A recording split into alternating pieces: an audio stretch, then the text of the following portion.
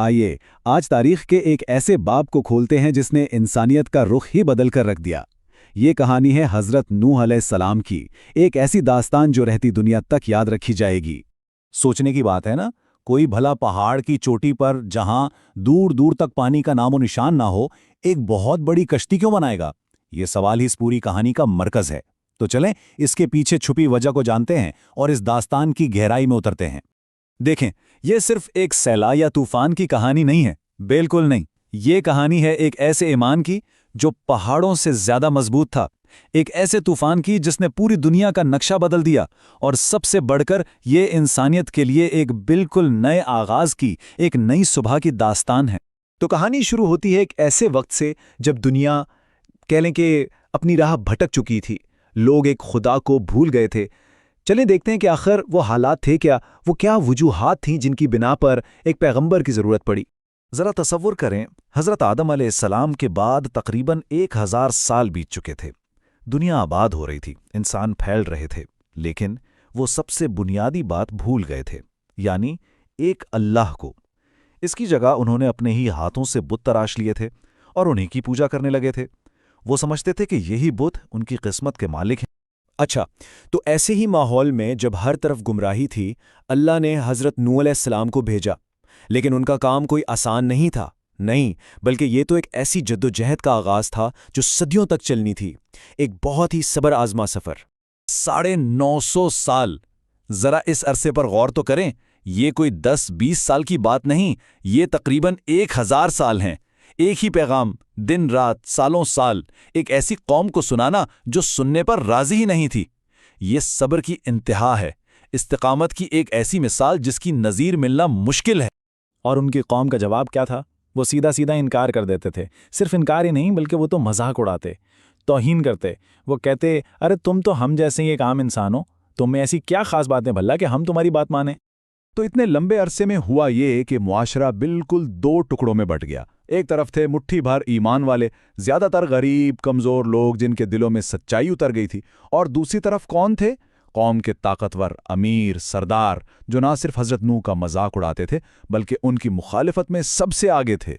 اور یہ مخالفت صرف زبان تک نہیں رہی، نہیں، جب انہوں نے دیکھا کہ حضرت نوح اپنا پیغام پہنچانے سے پیچھے نہیں ہٹ رہے تو وہ ظلم پر اتر آئے، ان پر جھوٹے الزام لگائے، ان کا مذاق اڑایا، یہاں تک کہ انہیں ڈنڈوں سے پیٹا گیا، ان پر پتھر پھینکے گئے اور جان سے مارنے کی دھمکیاں بھی دی گئیں، لیکن وہ ڈٹے رہے۔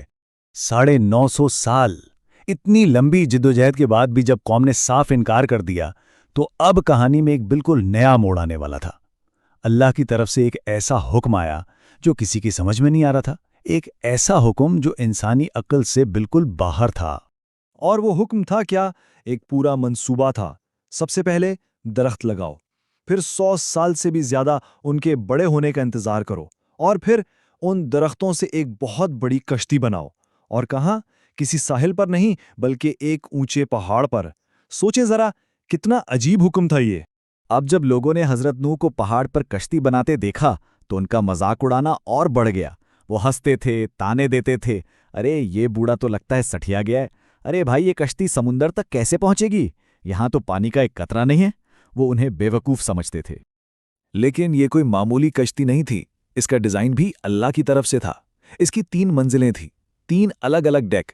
سب سے اوپر پرندوں کے لیے جگہ تھی، بیچ میں انسانوں کے لیے یعنی حضرت نوح اور ان کے ساتھیوں کے لیے، اور سب سے نچلی منزل پر تمام جانوروں کو رکھا جانا تھا۔ ہر چیز کا انتظام پہلے سے ہی کر دیا گیا تھا۔ آخر کار کشتی بن کر تیار ہو گئی، اور پھر وہ وقت آ گیا جس کی خبر دی گئی تھی۔ وہ سارے تانے، وہ سارا مذاق اب ایک ایسی خوفناک حقیقت بننے والا تھا جس کا کسی نے تصور بھی نہیں کیا تھا۔ اور اس کی نشانی کیا تھی؟ ایک تندور سے پانی کا ابلنا۔ جیسے ہی یہ ہوا، حضرت نوح جان گئے کہ بس اب وقت آ گیا ہے۔ پھر ایک عجیب منظر دیکھنے میں آیا، ہر قسم کے جانور جوڑا جوڑا بن کر خود ہی کشتی کی طرف آنے لگے۔ پھر جو ہوا وہ ناقابل یقین تھا۔ آسمان سے ایسی بارش برسی جیسے بادل پھٹ گئے ہوں اور زمین سے پانی کے چشمے پھوٹ پڑے۔ دیکھتے ہی دیکھتے ہر طرف پانی ہی پانی تھا، اتنا پانی کہ پہاڑوں سے بھی اونچی لہریں اٹھ رہی تھیں اور سب کچھ ڈوب رہا تھا۔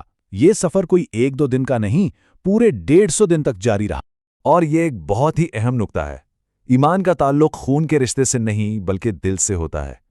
حضرت نوح کے اپنے خاندان کے کچھ لوگ، ان کا ایک بیٹا اور ایک بیوی، انہوں نے بھی کشتی پر سوار ہونے سے انکار کر دیا اور وہ بھی باقی کافروں کے ساتھ ہی غرق ہو گئے۔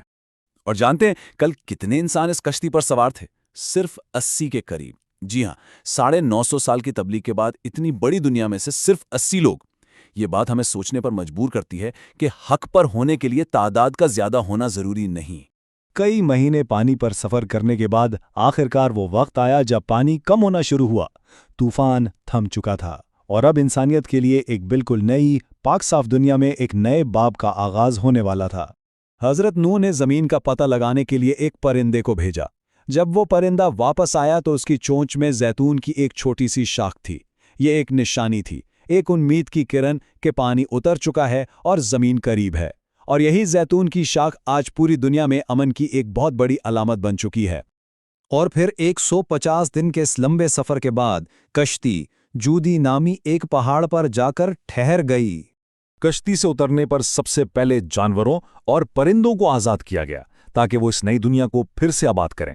اس کے بعد حضرت نوح اور ان کے ساتھی اس پاک زمین پر اترے اور سب نے مل کر اللہ کا شکر ادا کرنے کے لیے سجدہ کیا۔ یہ ایک نئے دور کا آغاز تھا۔ تو اس پوری کہانی سے ہمیں کیا سبق ملتا ہے؟ اس کا اصل پیغام کیا ہے؟